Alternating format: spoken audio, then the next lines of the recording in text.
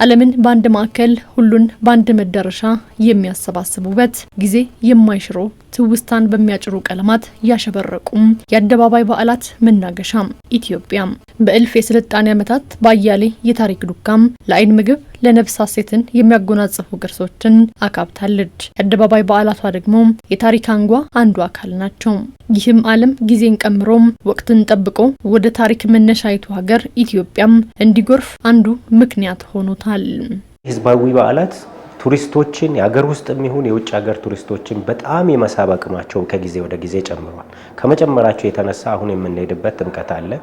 ጥምቀታውን በዓለም ቅርስነት ተመዝግቧል። በዓለም ቅርስነት የተመዘገበው በቀላሉ አይደለም።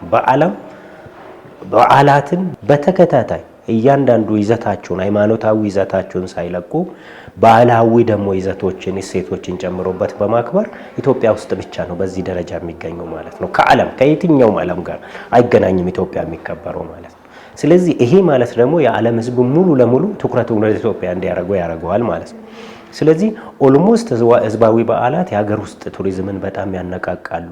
የአደባባይ በዓላት በሁለት ሶስት ነገሮች ኢትዮጵያን ያስተዋውቋታል። አንዱ በበዓላት ሰሞን የምናደርጋቸው የበዓል አለባበሳችን፣ የምግብ ስርዓታችን፣ በዓሉን ተከትሎና ከበዓሉ በፊት የሚዘጋጁ የተለያዩ የቋንቋ የሲምፖዚየሞች ታሪካዊ አመጣጣቸው ጥምቀትን ደግሞ ካሰብን ከተራን ያለ የራሳቸው የሆነ ውበቶች አሏቸው።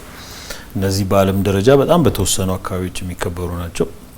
ያ ሰፋፊ ቱሪስቶችን በመሳብ ትላልቅ የዓለም ሚዲያ ሽፋንን በማግኘት የራሳቸው ሚና አላቸው ኢትዮጵያን በዓለም ደረጃ ለማስተዋወቅ።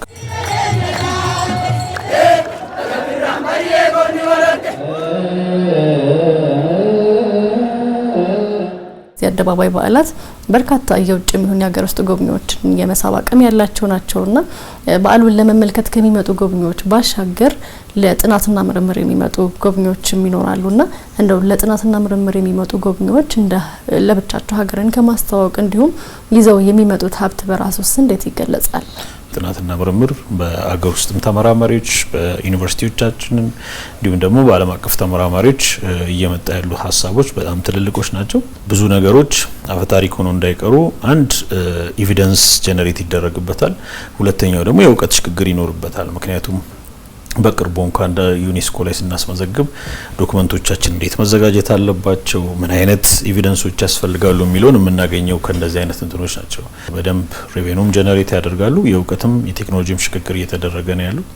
አንዳንዶቹ በደንብ ዲጂታላይዝ ተደርጎ ቋሚ የሆኑ እንዲሄዱ የሚሰሩት ስራ ላይም ትልቅ ምርታ እያመጡ ነው ያሉት። በዓለም የክብር መዝገብ በማይዳሰሱ ቅርሶች መደብ እየሰፈሩ የአደባባይ በዓላት ጎብኚዎች የቆይታ ጊዜያቸውን እንዲያራዝሙ የእይታ አድማሳቸውን እንዲያሰፉ በማድረግ ረገድም ሚናቸው ከፍ ያለ ነው። ይህም ሀገር በሁሉ አይን ገዝፋም ሀገሬው በሁሉ አይን ነጥሮ እንዲወጣም ከማስቻል ባሻገር ለሀገር ይዞት የሚመጣውን እድል እልፍ ያደርገዋል።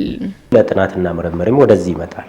ሲመጡ ደግሞ ምን ይዘው ይመጣል? ትልቁ አንደኛው የሚመጡት ሰዎች ለጥናትና ምርምርም ከመጡ ቱሪስት ናቸው።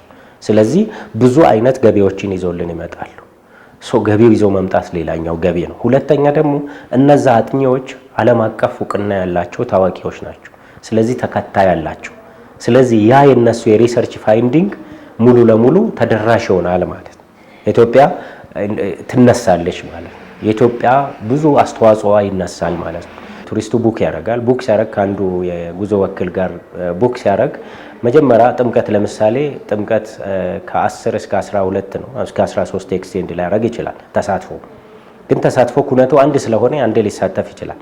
ግን ምንድነው ከ10 ቀድሞ ነው ሌሎች ነገሮችን ቦታዎችን ለመጎብኘት ደግሞ የመጀመሪያ ኦፈሮች ይቀርቡለታል። ከኦፈሮቹ ይመርጣል። ተፈጥሮ ቦታዎችን ቀድሞ ሊጎበኝ ይችላል። ስለዚህ 8 7 ሊመጣ ይችላል። መጥቶ የሚፈልጋቸውን ቦታዎች ጎብኝቶ ተመልሶ የሚፈልገው ቦታ ላይ የሚፈልገው የጥምቀት አክቲቪቲ ላይ ይሳተፋል ማለት ተሳትፎ ያደርጋል።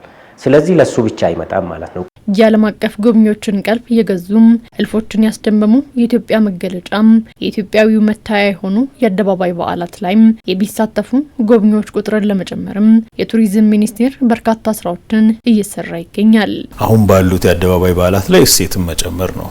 እሴትን መጨመር ስንል ለምሳሌ ጥምቀት ኢትዮጵያ ውስጥ በሁሉም በምንለው ሁኔታ ይከበራል። ግን በተለየ ሁኔታ የሚከበርባቸው ቦታዎች አሉ። እነዚህ ቦታዎች ላይ የተለያዩ አክቲቪቲዎችን መጨመር ነው።